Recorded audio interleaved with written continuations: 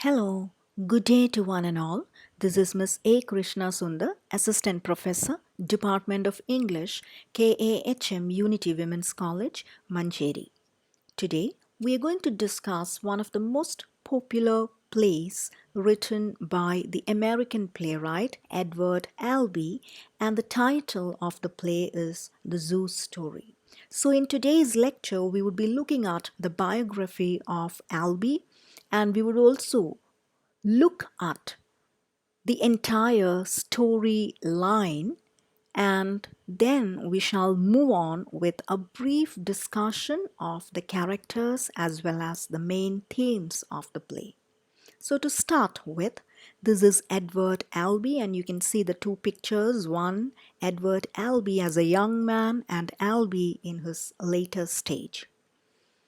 To move into his biography, his full name was Edward Franklin Albee, and he was born in the year 1928 and he passed away in 2016. As we all know, he is a famous American playwright and he was an adopted child. He was adopted after 2 weeks of his birth. He was expelled from most of the schools and he was very uncomfortable with his foster parents. He left home during his teenage days and he started supporting himself with a number of odd jobs. And slowly during this period, he started writing, and this is how his writing career begins. Now, Albee was a proclaimed gay, and this comes as a shocking news considering the fact that Albee lived during the early 19th century when homosexuality was considered as a taboo. Homosexuals were totally marginalized in society and they never took up a position in the mainstream society. In such a scenario, Albee was a proclaimed gay, but at the same time, he never wanted to be known as a gay in association with his plays. He died at the age of 88. Moving on to a couple of interviews given by Albee. In a later interview, he said, "I never felt comfortable with the adoptive parents. I don't think they knew how to be parents, and I probably didn't know how to be a son either." So we understand it was a relationship with a lot of conflicts. In a 1994 interview, he said he left home at 18 because he had to get out of that stultifying, suffocating environment. Now, stultifying means something which is not giving you any spirit. For example, when we talk about this COVID period where everything is aired online, where people cannot move out, where people cannot see other people, and where they are restricted to have an easy conversation with others directly, sometimes we feel everything is monotonous and everything is so mechanical. So sometimes we lose the enthusiasm or spirit, or there is a lack of initiative which is coming, and you call this as stultifying. Now, coming to the next one, in 2008, he told interviewer Charlie Rose that he was thrown out because his parents wanted him to become a corporate thug and did not approve of his aspirations to become a writer. Some of the popular works written by Albee: the first one, The Zoo Story, which was written in 1958 and it was performed in the year 1959. Then comes Who's Afraid of Virginia Woolf in 1962, A Delicate Balance in 1966, Three Tall Women in 1994.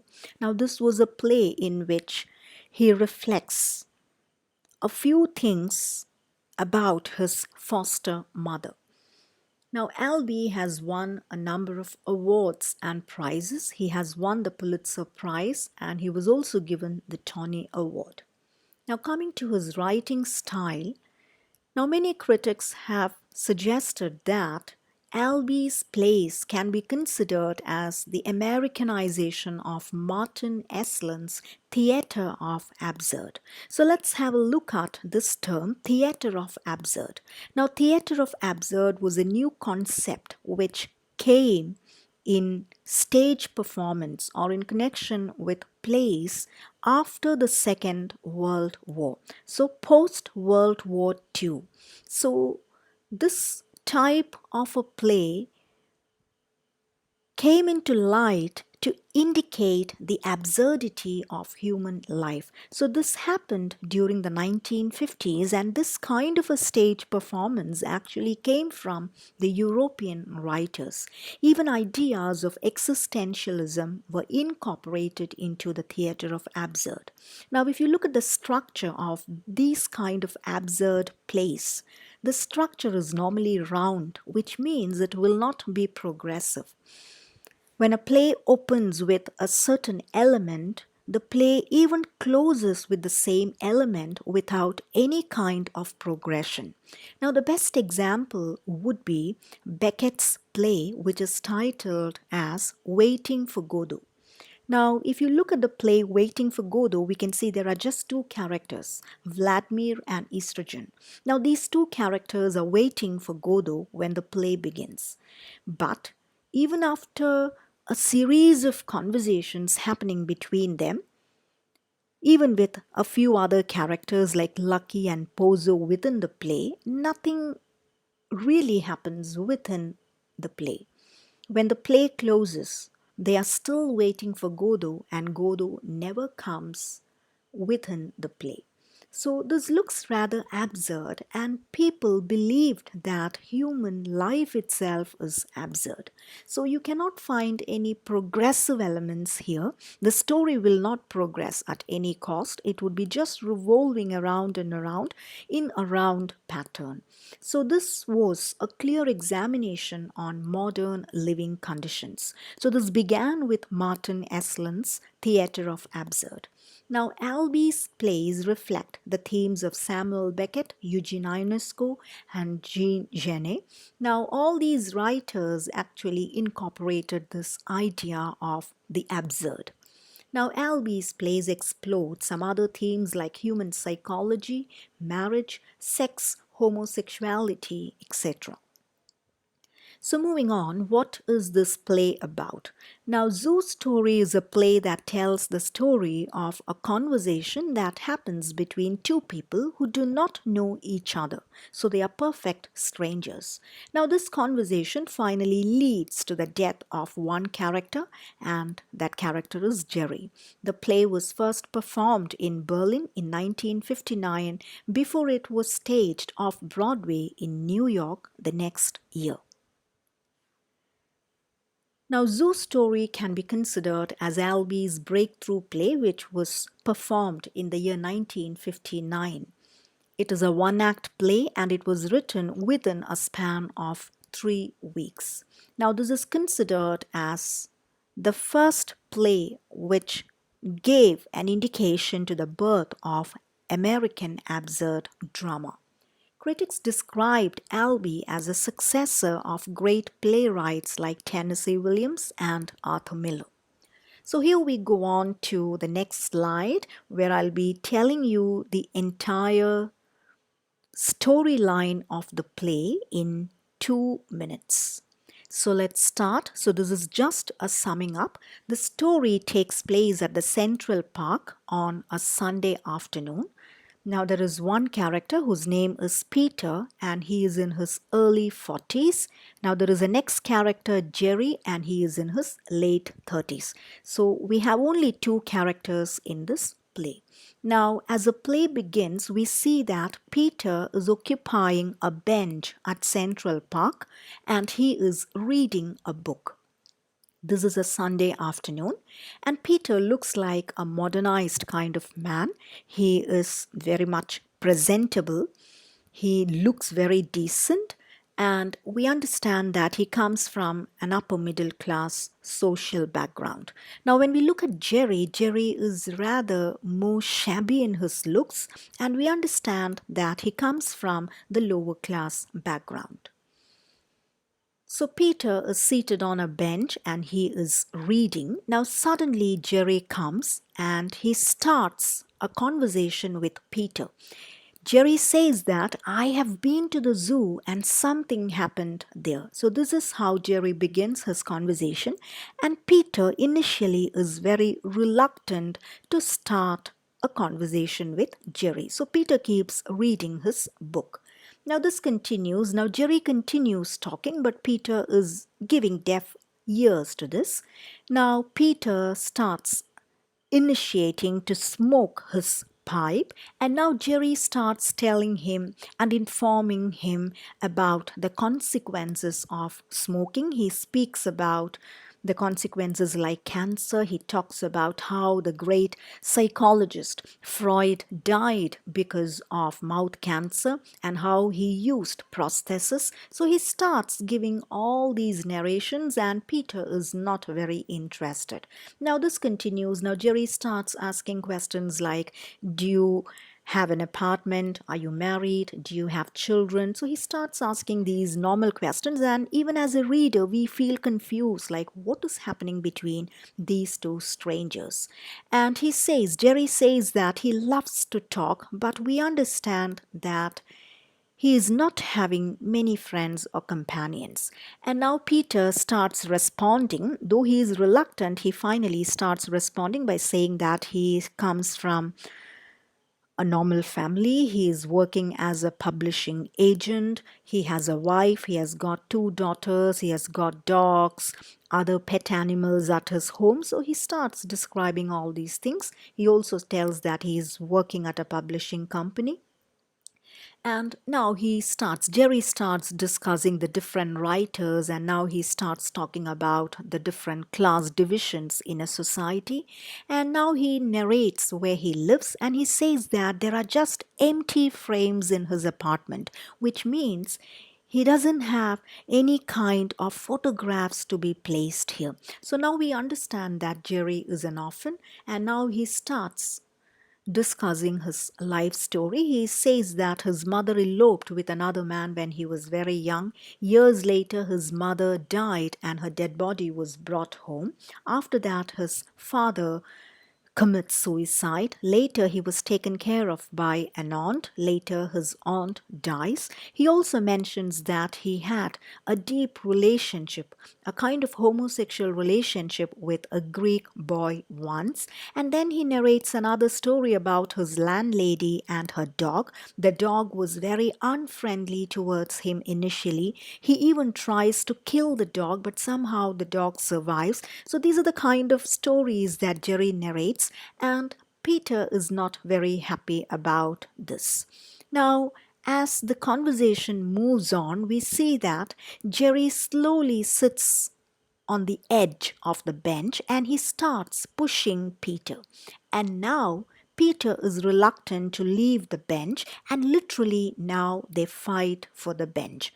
Now ultimately Jerry pulls up a knife. Now Jerry asks Peter to move out of the bench, but Peter says, I will not move out because I am used to sitting at this place, at this particular bench every Sunday afternoon. So now they are actually fighting for the cause of a bench.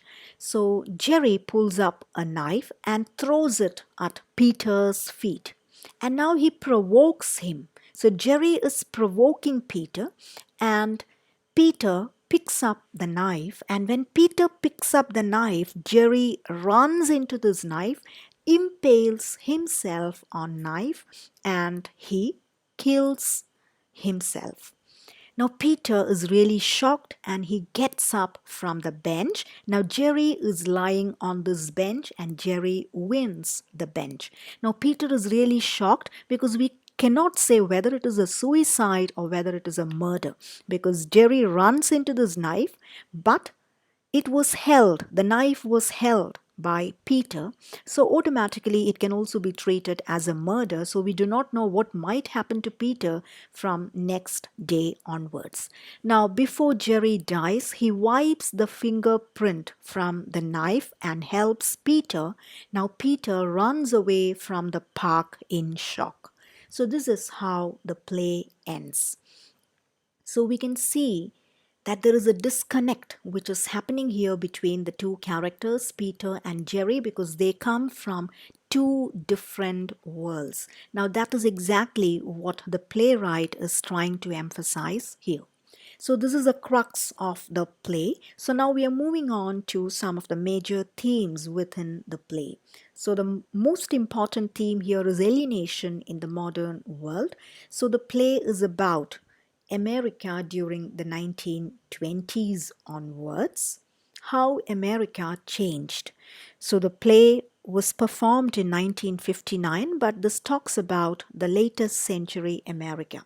So I'll be just moving on with bullet points. So you will have to expand these bullet points to write an essay based on this.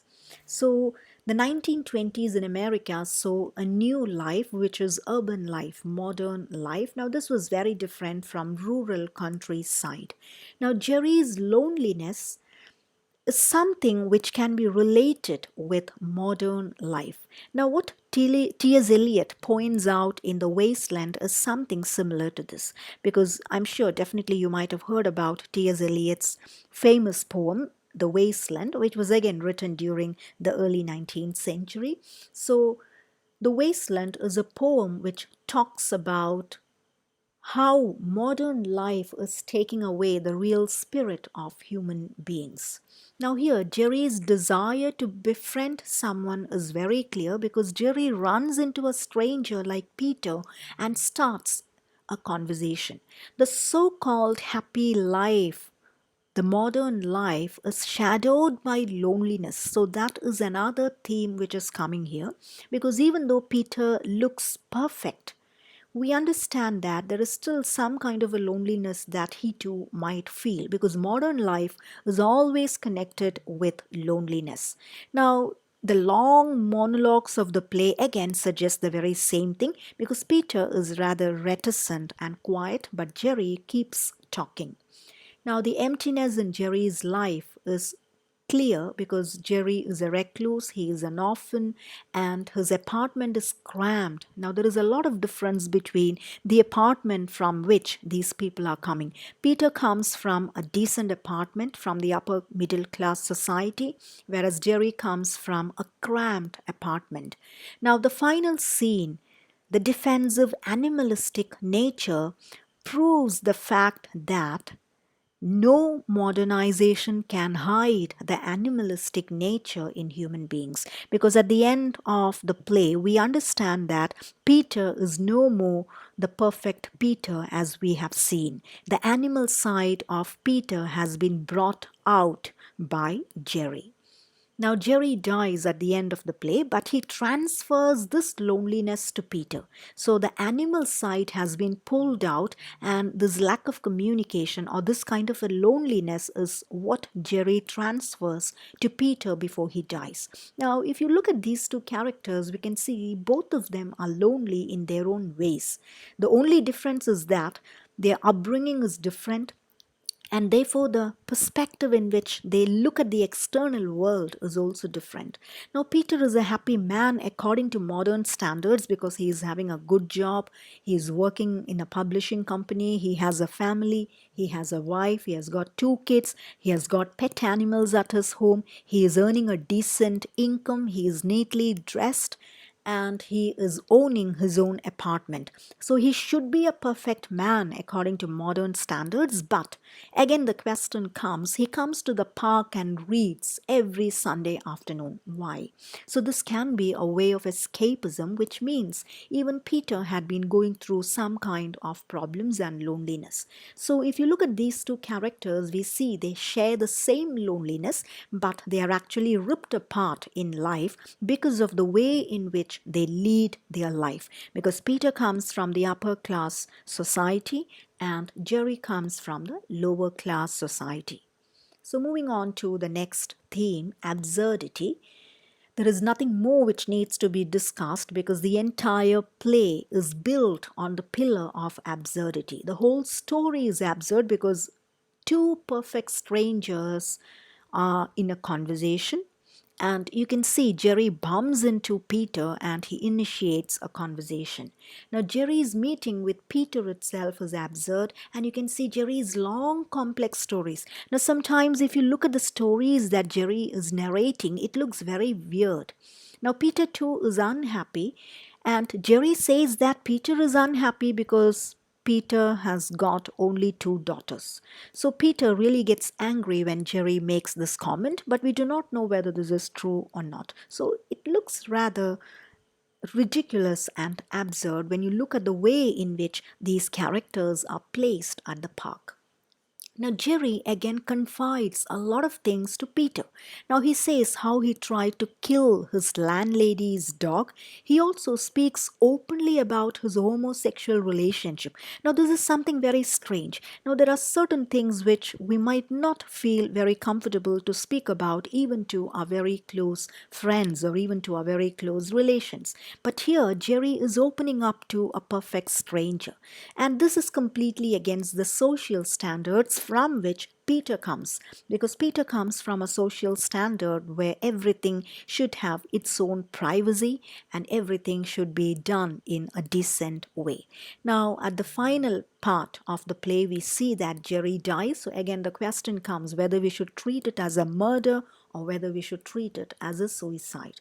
Now, Peter's life will no more be the same dull life, because definitely it's going to be a happening life, because we do not know what might come in search of Peter, because Jerry is in his deathbed when the play comes to an end. So it will be more happening now on. So it looks all the more absurd during the course of the play, how the characters are treated. So you can also connect this with theatre of the absurd. You can mention, you can give an introduction how it came forth by connecting it with Albee's play, the first in its way of an American absurd play. Now moving on to the characters, Peter and Jerry. So this would be a repetitive kind of point. So I'll be just moving on with some inputs based on this. So, Peter, as we know, is a pure American who is living in the latest century, a modern American, whereas Jerry belongs to the mid 20th century man of America who is not very modern in all the concepts, but who still retains certain age old traditional concepts of communication and conversation. Now, Peter is represented as a successful man here, but Jerry is presented as a total failure. Now, if you look at Peter, he is called as a perfect man because he has a job, family, apartment. At the same time, Jerry is lonely. He is alone. Now, Peter has got a structured life, but it is a dissipated life that Jerry is leading. Now, Peter is a part of urbanization, modernization, whereas Jerry stands for traditional values. Now, Peter, being a part of the modern world, definitely lacks intimacy and he is more prone to indifference, whereas at the same time, Jerry is very keen in establishing contact. Now, we all say that communication is the key to human relationship. Now, if you analyze the two characters in the light of this line, Peter is not very willing to communicate, but Jerry is very much into communication and conversation. Now, Peter retains a kind of privacy and decency which is a part of the culture of the upper class society. Whereas if you look at Jerry, he is more open. There is nothing like a private thing for Jerry. He openly speaks about everything. Now, Peter is dominated by formality, polite nature, and even detachment. But if you look at Jerry, he is informal, he is very intimate, and he is emotional as well. Now, at the end of the story, we see that Jerry converts Peter and takes off his civility. The animal inside Peter is brought into light by Jerry. So, in a way, the author is trying to make us understand that we are all one and the same when we are stripped of our civilization. So, moving on, some of the other themes that you can expect from this play. One is lack of communication, which again speaks about the very same thing. Then social classes and differences, we discussed it already. Then comes existential thought. Now, existential thought is a philosophical theory where everything is dominated at a free will, which means a human being is completely controlled by himself or herself. Now, then comes Jerry as a tragic hero. Now, this is a point where you can bring in the theory of Aristotle's tragic hero, which you have already studied in this drama paper. So, he is not a king, he is not a nobleman, but still, you can consider him as a tragic hero. You can speak about his tragic flow and how he goes through suffering and how he dies. Now, finally, the significance of the title, Zoo Story, which is again related with animals, which again makes you understand that we are all animalistic in nature if we strip off the civilization or the cultural or the peripheral aspects from us. So, with this, we come to the end of this lecture. So, thank you very much for your patient listening. If you have got any queries, if you have got any suggestions, please do not hesitate to connect with me in my email ID. So, thank you very much. Thank you.